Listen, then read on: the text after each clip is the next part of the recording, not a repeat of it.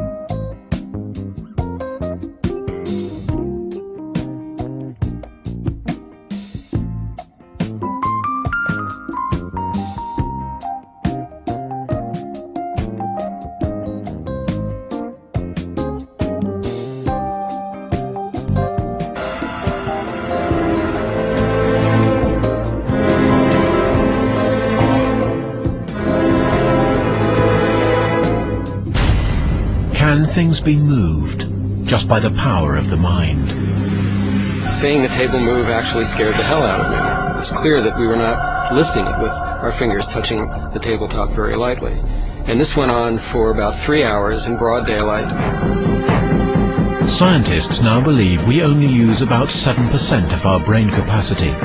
So what of the other 93%? Could there be hidden powers deep in the recesses of our minds? Imagine a power that could think photographs into existence, levitate at will, overcome the laws of chance and change the odds of winning at the casino. Anything is possible. It's doing something that science says it shouldn't do. Like plastic. It's gonna go now. Or is there really such a thing as PK, psychokinesis, the power of the mind to control the physical world? Scientists everywhere are trying to unlock its secrets. But there are baffling cases modern science has been able to reach. Extraordinary stories of a Russian housewife began to filter through the Iron Curtain in the 60s.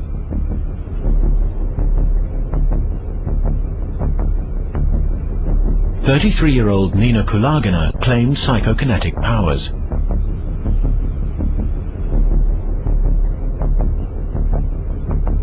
Her husband filmed her first attempts, and scientists have been arguing ever since.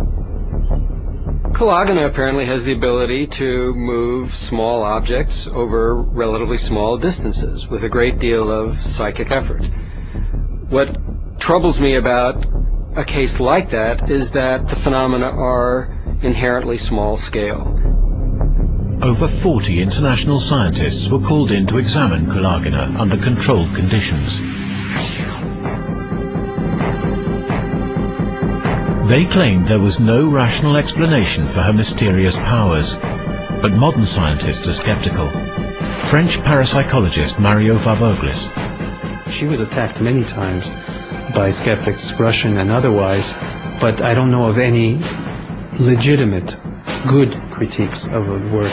So if that does not exist, if there are no good critiques, then the phenomena that seem to produce are quite impressive. In 1967, the unforgiving cameras were again focused on her, this time by a Russian team.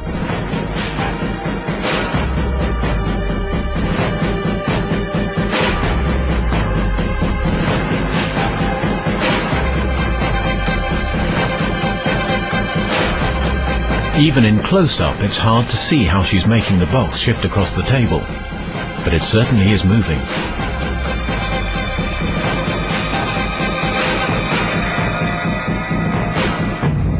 Russian physicist Leonid Ryzhkov was present and observed her closely. People who perform these kind of acts are under an enormous physical pressure. The veins of Kulagina were swollen. She started to sweat, and if she was lifting a heavy item, she really had to make an effort to achieve this.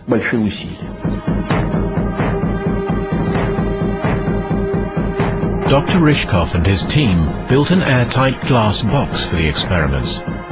This was to prevent any possibility of her using magnets or an electrostatic charge, or even blowing objects with her breath. Again, the results were startling.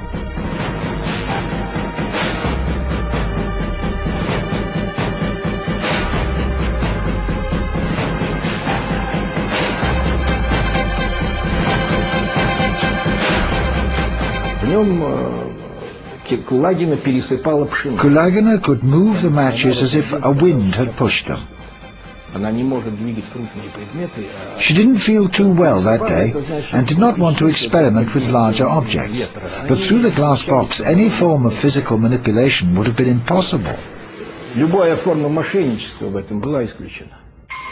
Whatever else was happening, it was clear Kulagina was using enormous amounts of energy during the sessions. She lost weight. She complained of headaches. During one PK test, her pulse rate soared to over 200 beats a minute. Her brain activity registered 4 times normal level. Usually she only gave sessions after many hours of careful preparation, which made some critics suspicious. But one day she was caught off guard. In 1974, 2 German scientists paid her a surprise visit. Psychologist Jürgen Keil from the University of Tasmania was one of them. Als wir dorthin kamen, war sie zunächst etwas zögernd, aber als sie dann erfuhr, dass überhaupt niemand etwas von dieser... When we arrived, she hesitated a bit, but when she heard that nobody knew of the whole thing, she was very friendly and invited us to come in and invited us to stay to have dinner with her. And she even started to move things while we were still eating. Wie wir noch sozusagen beim Abendessen waren. Kyle filmed Kulagina at work in her own home.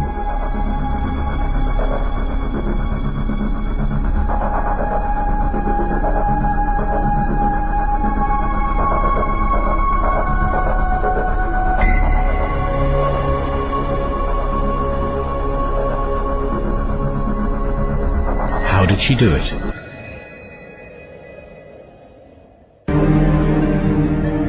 Sir Isaac Newton was the first to state the law of gravity. Eventually, everybody agreed that gravity alone formed galaxies and stars and planets, and that gravity alone holds the universe together.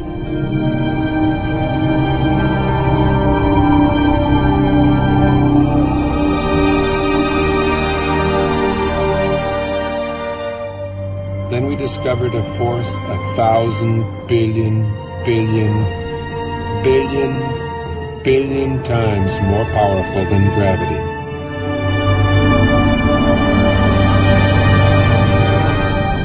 Until recently, we believed that the space between the stars and planets was empty, a vacuum.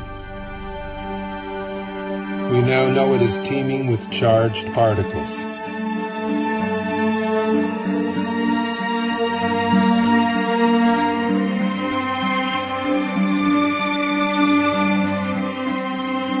We see glowing electric filaments spanning millions of light years.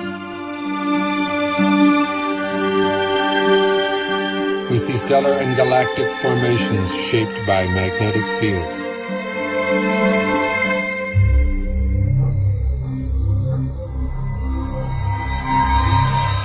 Only electric currents create magnetic fields.